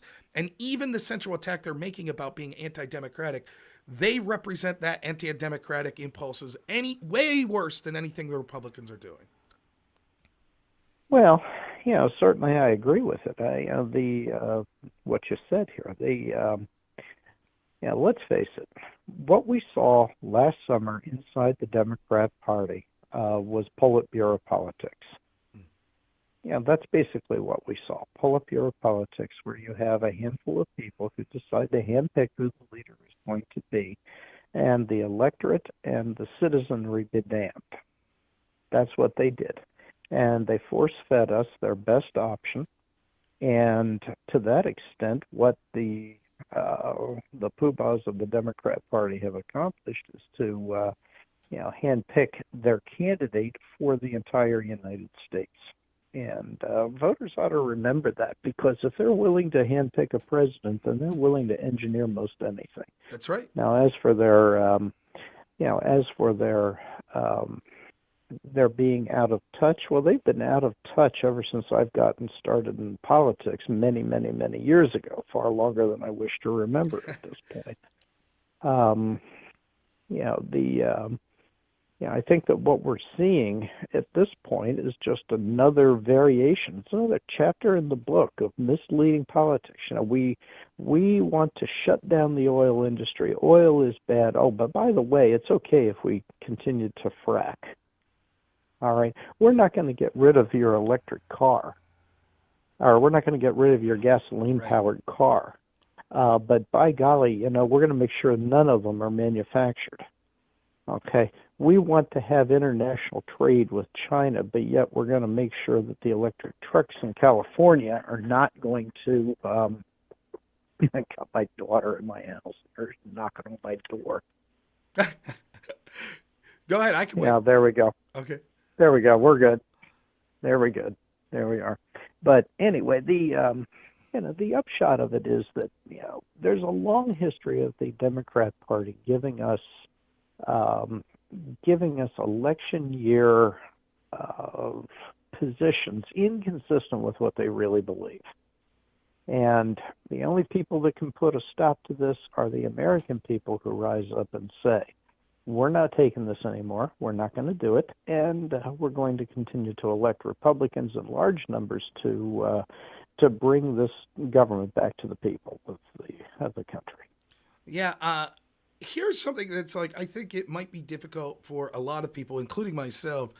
You have an election that's this important, and largely, even though I do this political stream, and I bet it's similar with you, you're involved in politics as an important part of your life, you still separate it, and there's still people that you're not just badgering about politics every day and you have other relationships with. Can you give people a little advice how, in an election this important, why it's important for them to reach out to friends, coworkers, neighbors, family members, and sort of tell them the importance of sort of encouraging to let those people know that it's important to go vote, particularly to go vote for Republicans in the Trump ticket here? Because oftentimes one of the most difficult things to do is to do what you see as perceived as stepping on people's toes. You don't want to rock the boat. You don't want to, rub your or put your nose somewhere it doesn't belong. But I really don't feel that's what it is. I think that there's a way that we could politely encourage people to understand the importance of getting out there and voting this Tuesday. Well, I'm going to give you an example, and I think that using your own humor and your own charm is how you do that. Mm-hmm. And let me give you an example of something an opportunity that I had that back last Christmas. Inflation is running rampant. The country is on the wrong track. All the polls have not changed since then about right track, wrong track. Mm-hmm. All right. And I'm standing in line at the grocery store, and I have a bunch of Friskies shreds for my cat. Yes, we have a cat. And anyway, I handed it over to the clerk, and it just occurred to me to just say very loudly, since Biden's been president, this is Christmas dinner for us. That's good stuff. Okay. And it's all I could afford. And there were a bunch of people standing around me who just started to laugh. Mm-hmm. And it was at that point I laughed too, and I said, well, I guess, folks, we all agree we need a change at the top. It's great. You're right, though. That's sort of a way to let people know that you're not coming at it as an aggressive. You use sort of your affability and your humor to break down that wall and give you an in. Mm-hmm. I think it's great advice. I really do. Well, that's where you start. And then, if they look at you in utter disgust, you know that this is not somebody you want to vote. Okay, you want them to stay home at that point. But those people who agree, then you follow up with that remark. Well, I guess we need a change at the top. It's where we need to cut the cancer out or something of that nature, something that will make them laugh. And once that ice is broken, then you can say, well, I guess we all have to vote in November, don't we? Yeah, and it's great, yeah. So that's how I've finessed the situation over the years. But, Christmas is coming, and I'm going to be buying more cat food, and I'm going to remind people that that there's no turkey on my conveyor belt this year. It's just Frisky's giblets or whatever the devil I buy that cat. That's good stuff. That's really good. That's really good. You know, I've been trying because, you know, I stopped, for example, doing my stuff to Facebook because I felt like there were a lot of people in my personal life that didn't really want to hear my political message, and it was causing like fights at Thanksgiving and stuff like that. But I went ahead and broke my rule and actually, you know, did post a message, a video to Facebook, and sort of a call to action, an offer to drive people to the polls. So, you know, I think it's that important, and I don't think it's rude of me, and I'm not going to badger people after Tuesday incessantly every day of the week. You know, are you doing something for the Republican Party? Are you doing something? You know, I'm not going to do that. But I do think at this unique time with so much at stake, that it's worth making those sort of conversations. And what's the worst that can happen? Someone just says not interested. You know, it's not the end of the world. No problem. Well, that's right. It's the worst that they're going to do is not interact, not respond. And, you know, it is what it is. But it also, I tell you something else, whenever you target something like cat food, you really are striking at the desperation of the American people, that there are plenty of our fellow citizens who, because of Joe Biden and Kamala Harris, because of Josh Shapiro and their economic plans, have lost work. You know, they have lost money in their retirement plans under Joe Biden and Kamala Harris. You know, that they are suffering. The American people are hurting. And they weren't hurting under President Trump. We had the best economy that we had since Reagan, and that was the best we had ever had in the United States. So what it comes down to is that we really have a truly binary choice walking into Tuesday. And that is, do we want to continue 4 years of what we've had, knowing that if we do, we're rejecting what we did have during those 4 Trump years, where we had the lowest unemployment, the highest growth, the best trade policies, and you know, we had an America that was strong and recognized across the world as the leader of democracy. That's really what's at stake here. Yeah, I couldn't agree more. Let me ask you this. We'll get you out of here on this, as I'm at 25 and a half hours here. What's your plans election day? Where are you going to be, and like where are you going to be watching the goings-ons? Well, I tell you something, as I do business in Perry County, my role as county chair is to organize, direct, position, move the chess pieces around, and by the time election day comes, I stand at my poll for 13 hours and try to capture the remaining voters. That's amazing. That's awesome. That's sort of the enthusiasm that I think is required. That's so awesome to hear. Yeah, I become a regular volunteer. My cell phone is in my pocket. If I have a problem, you know, I'll deal with it by telephone. I have lawyers in my courthouse. I have most of our polls covered. You know, many of them are not efficient to cover. You know, very small polls, so we don't. You know, we have one that votes about 35 people, for example. Mm-hmm. But you know, our major ones are covered. We have our people. Their materials will be in hand. And at the end of the day, I just become a regular American out there talking to people who are my friends and neighbors. Well, I can't thank you enough, Don, one, for calling in, and second, for that. One of the things that I've always appreciated about you is how approachable you are. And even in your position as chairman, I think that that's one of your defining characteristics, how approachable you are. Even many times talking to me, who's not even from the county and sort of a neophyte politically, that's sort of just, you know, getting into it here as far as like the state level politics in the past 4 years. So I couldn't be happier to talk to you and have you as my final guest tonight. I wish you well Tuesday, and thank you again for calling in. We all appreciate it. Well, just remember, it's it's our patriotic duty. We need to get out there, and we have to flood these polls. We have to make it too big to rig, and we've got to beat the cheat. Absolutely. So, you know, but at the end of the day, what it comes down to is that this is indeed, Rob, the Great American Restoration Project. This is a matter of taking this great land, restoring it, bringing it back to its proper place in the world. And it's going to require every American citizen to step forward and exercise their duty to create a country that we can love and respect every day where we're not shaking our head wondering what on earth will happen next. It's the greatest country in the world, Rob, and we need to preserve it. It's our duty. Thank you. I completely agree. Thank you so much, Chairman. I really appreciate it. Anytime, sir. Anytime. Love talking to you. And I'm sorry that my technology broke. No problem at all. It worked out just fine. Thanks so much. You know, just like Trump says, Kamala broke it. Yeah, this would have worked under Trump, I assure you, There we go. All right, you Greatest take it country easy. in the world, Rob. Let's go preserve it. Let's do it. Thanks so much, man. Have a good one. Okay, bye now. Bye. All right. I know you couldn't hear that, Carlos, but I assure you it was the greatest interview in the history of interviews. So, what do you think of that? Can you hear me? I can. I'm making some great points here. I was waiting for some feedback, So here we are. It's officially past 25 and a half hours. Mm-hmm. So we're going to wrap up here. So why don't you give your closing case to get out and vote for Trump? Then I'll give mine, and then I'll do my thank yous and wrap up the stream. So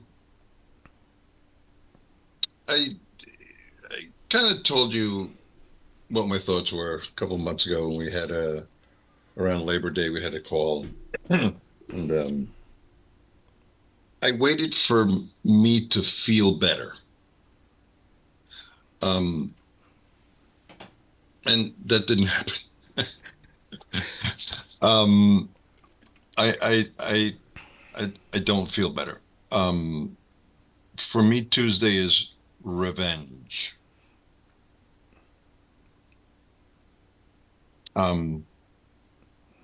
It's not something that, a lot of people can take and run with. But that's how I feel. And it's a moment, that I can't shake, and I just feel vengeful for what they've done.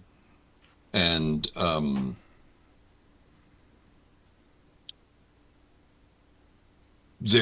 there's a list of 60 to 80 major things that you and I have discussed in the last 4 years, which were issues, individual issues, and reasons why we shouldn't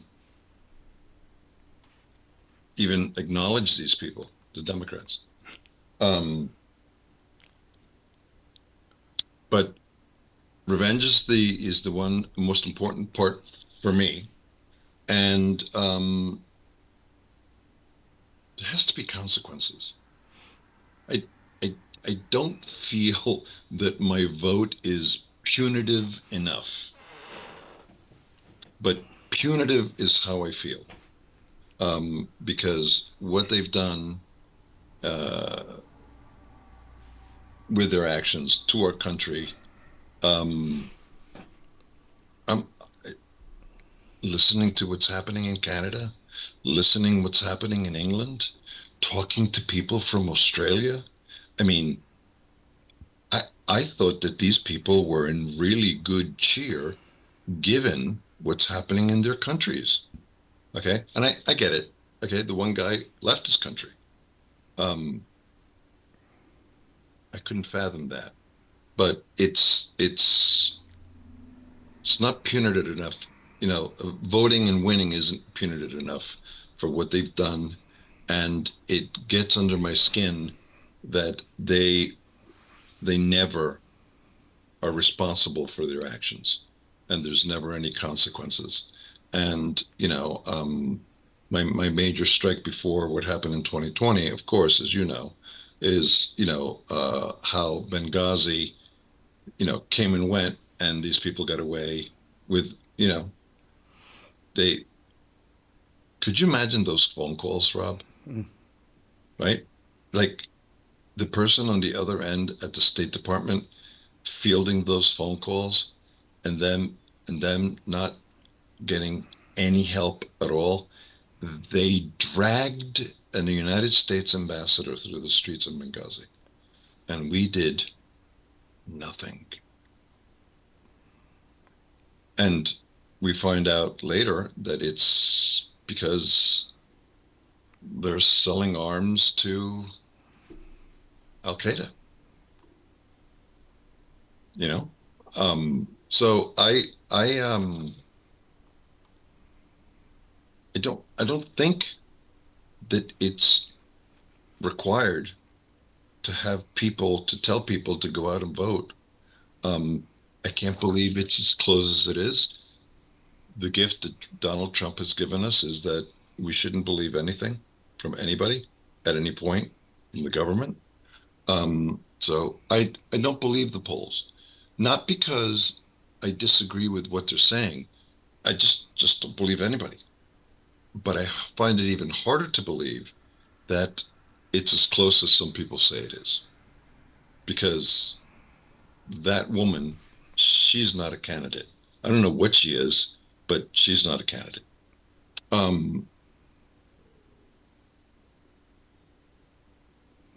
But please go out and vote. Don't take anything for granted. Okay. Law number 8 in the 48 laws of power. What's unsaid counts for nothing. So go and make your voice heard. For whatever reason, it doesn't have to be revenge like it is for me. But maybe look at it and try to help Rob and vote for Trump, because maybe there will be less corruption. And it's all God's will. Okay, that's what keeps me, restrained, is that it's God's will. So I'm going to try to do and serve the Lord, because it's all in His name and, by His mercy. Beyond that, I want to thank you for doing this. You're a patriot, plain and simple. I'm not going to sugarcoat it. You know how I feel about you, and this is what patriots do.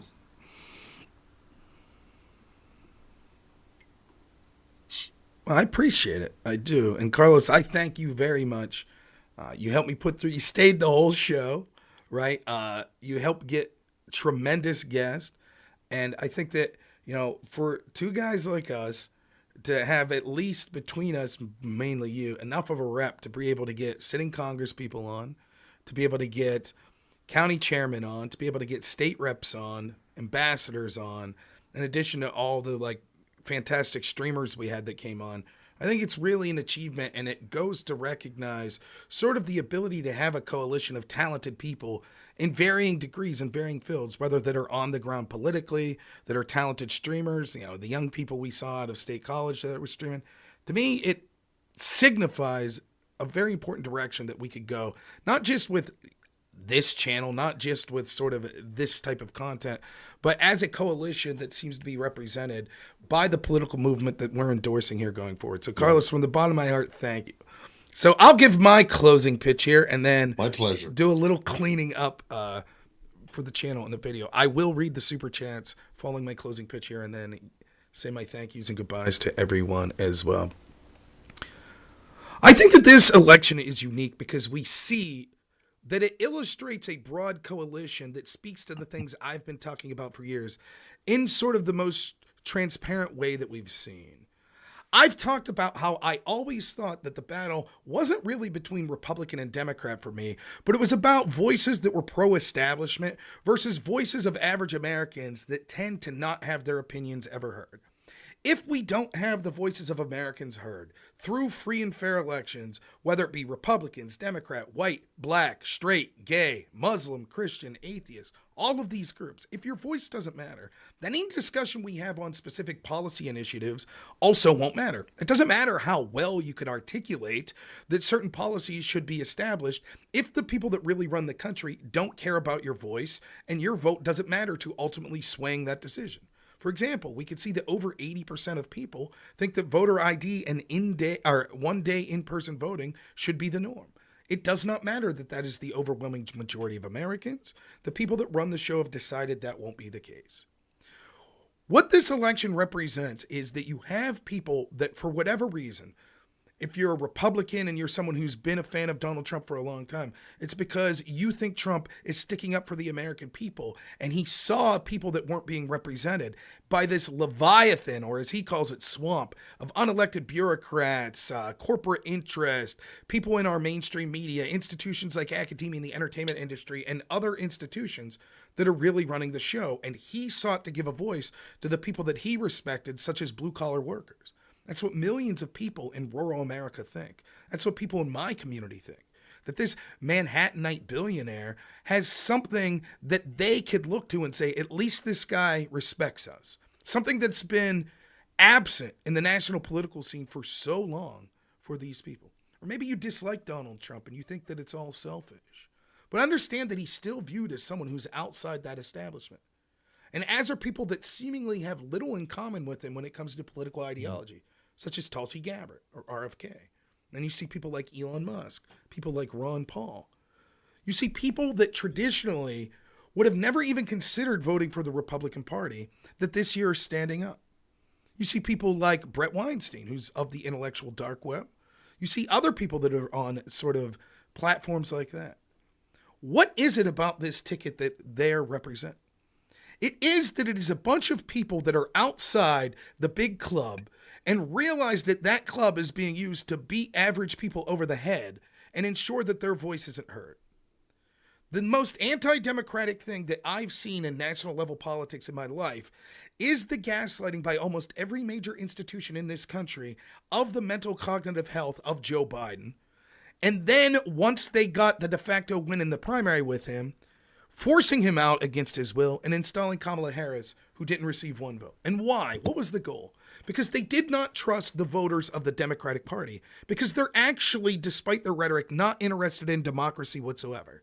They are interested in having someone that they will be able to reliably control, so that people behind the scenes can really run this government and your voice doesn't matter. It doesn't matter if you vote for Kamala Harris because you're not really voting for the policies of Kamala Harris, which you don't really know what those policies are anyways, because she's changed them so much despite the fact saying that her values have remained the same. None of that matters because in reality, you're just voting for people behind the scenes that are going to run the show. And the same was true of Joe Biden, which they now admit. They know that they can't run on policies, which is why the Democratic ticket, which is just the face of this establishment, runs closer and closer to policies that represent more traditional conservative policies. Kamala Harris is talking about being pro-Second Amendment. They're talking about securing the border. They're talking about all sorts of positions that we traditionally would see would be positions that would be more centrist or conservative leaning. And why? Because they know they can't defend their positions. They rely on control of the narrative through these institutions to convince enough people that their opponents are scary enough that you have to vote for them in perpetuity and just close your eyes and give them power and trust us, next time things will work out for you. Meanwhile, Americans struggle to pay for groceries. They cite statistics. But inflation's only 2.4%. Yes, year over year, after it's gone up 10% at sometimes year over year. Most groceries and staples that people were purchasing have gone up 30% in a Harris-Biden administration.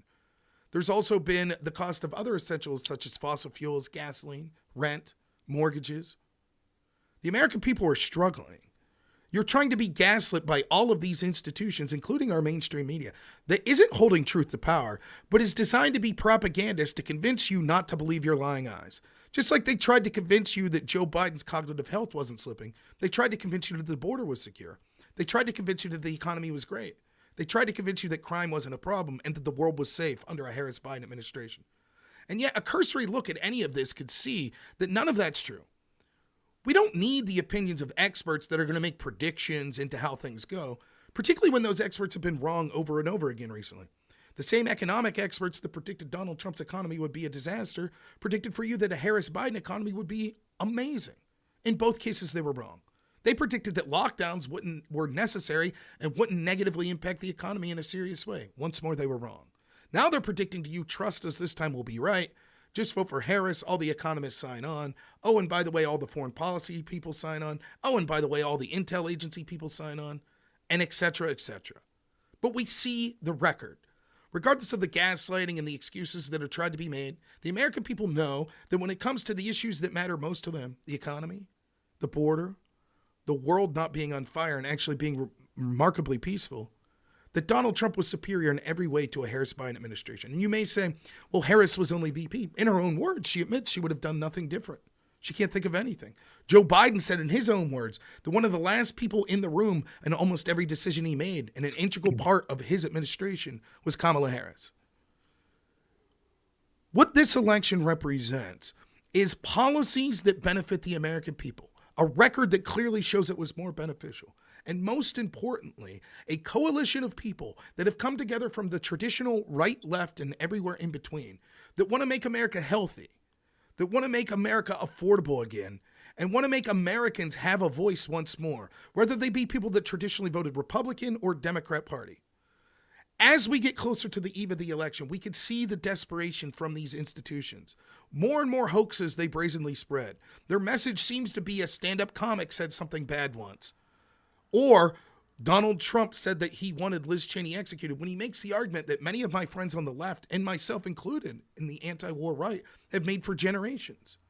Before the chicken hawks decide to vote to send our soldiers to war, maybe they ought to stop and think about what if it was them or their family that was being put on the front lines. And yet, despite this quite reasonable statement that Trump made, he's being treated as it was the most offensive thing that's ever been said in an election. The man survived 2 assassination attempts. When they couldn't beat him legitimately, they tried to beat him through violence. When they couldn't beat him through violence, they tried to beat him with denigrating his name. When they couldn't do that, they tried to beat him with lawfare. It's not about Donald Trump. It's not even about the people down ticket and the actual officials that are running, or people like Elon Musk, or Tulsi Gabbard, or Ron Paul, or RFK. It's about you as an American having the right to want policies that benefit you. It's about your right to be able to be heard when you see the actual problems that are occurring in this country. It's about having a voice where you'll be able to have input and actually have the respect of people that will allow your vote to occur in areas like primaries, as opposed to the Democratic Party that now will just not only not trust the American people in general, but have a disdain for their very voters who they didn't trust enough to pick someone in a primary that they found acceptable. Regardless of your political beliefs, whether you be paleo-conservative, a Christian nationalist, a libertarian, a Green Party, constitutional party, any sort of minarchist, all of these ideologies, if you ever want to pierce the veil of the establishment that doesn't care about your voice, now is the unique time in history to be able to do it. Lastly, an election of Kamala Harris and the institutions behind her will lead to a censorship of the very ability to have discussions such as this. We see that 2 former secretaries of state, and John Kerry and Hillary Clinton, have both said that the First Amendment is a problem. We've seen the censorship that they've employed. We've seen the Harris-Biden administration go after parents at school board meetings. We've seen them use lawfare against their political opponents. We've seen them use censorship. And we've seen them push for a further war on disinformation. And what does disinformation mean to them? It has nothing to do with whether or not something's truthful or a lie. It has everything to do with information that the establishment institutions find uncomfortable. That's all it is. If it's a lie but it benefits the institutions, no problem. It's not disinformation. But if it's the truth that harms them, well, then it needs to be censored.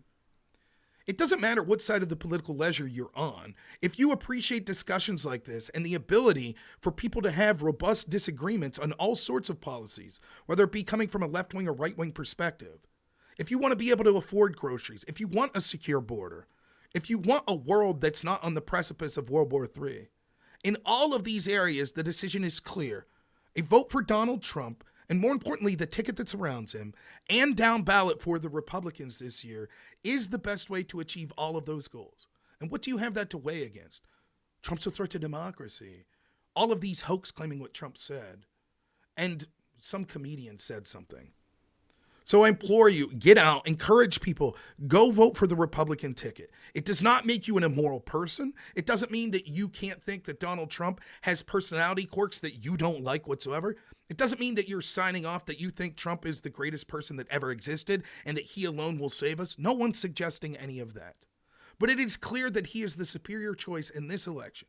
And even if you're on the left and you want a more sensible Democratic Party, the only chance that you'll ever receive that is for them to receive a loss in this election, to encourage them to going back to being a party that at least attempts to represent the people, instead of being unelected bureaucrats that subvert your right to even have a vote in the most basic of institutions, which would be the primary of your own political party. So thanks so much, everyone. I hope that message resonates with people. Couple things that I want to say. First, I want to read the last of the super chats. If you want one read, get it in quick. I do think that we easily met our goal of raising $500 because there were some things I didn't anticipate with this stream. I didn't know that YouTube only allows you to keep a stream up and recorded for 12 hours. OBS also seemed to be very finicky every time I got to around the 10-hour mark.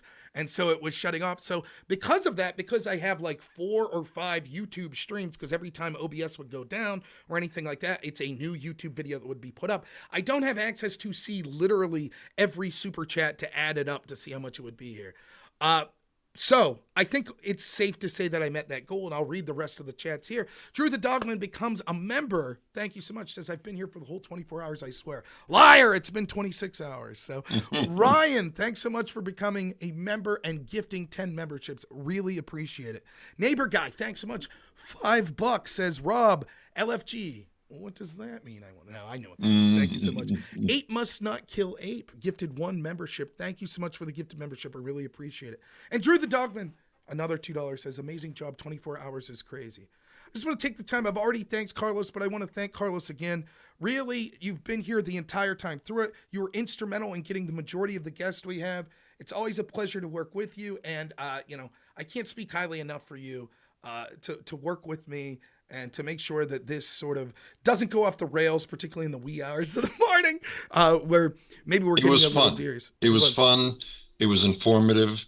It was exciting. I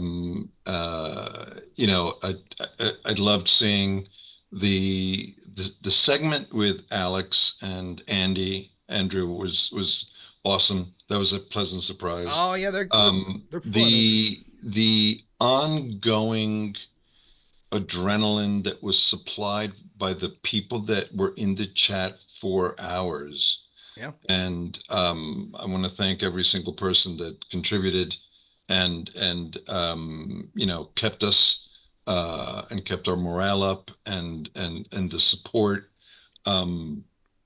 Listen, part of why we do this is because of you guys. It's not just selfish. It's not just self-interest. Okay. Now, you're gonna get Casmir. What do you mean you're not selfish? That's don't tell me you're altruistic now. But it doesn't happen without us doing it all together. So thank you. Yeah, and I want to send a special shout out to a couple more people. Obviously, all the guests we had. Thank you so much. I want to give a special shout out to my editor, Black Elk, who did call in, who I unfortunately waited till the last 5 minutes he was on to figure out my audio issues at 5 a.m. But thank you to him. He helped set up this show. He contacted so many people, including big people that ended up not coming on. But that's still work, to work out in a production aspect and try to politely contact all those people. So special thanks to Black Elk. Also, Gizmo, thanks so much for the super chat for $2. Says, go to bed. You two are great. I'll be there soon. Special shout out to, and amongst all the guests, Andrew Wilson. His incredible support, always fantastic to help the show. He rated this channel with almost 1,000 live viewers that kept us going through the middle of the night. A lot of donations came in through that. So Andrew's always doing great work. Can't say enough things nice about him. He built his channel from the ground up, and he's incredibly generous with how he's supporting people. Thanks to, even though it's weird I'm not calling out every specific person. Casmir, who called in twice, had some issues, sort of audio issues here and there, but those tough hours, that are, the 25th hour that Casmir was hitting there. I thank him so much, because I got to be honest, you could see that I have an energy, but it was nice to have that little break and leave someone else take the floor for a while. Yeah. And I also find Casmir's voice, I find very hypnotic anyways, and it's always a pleasure to listen to him sort of explain his ideology. So special shout out to Kaz. And the last person that I want to give a special shout out to, the most important person, who is my wife.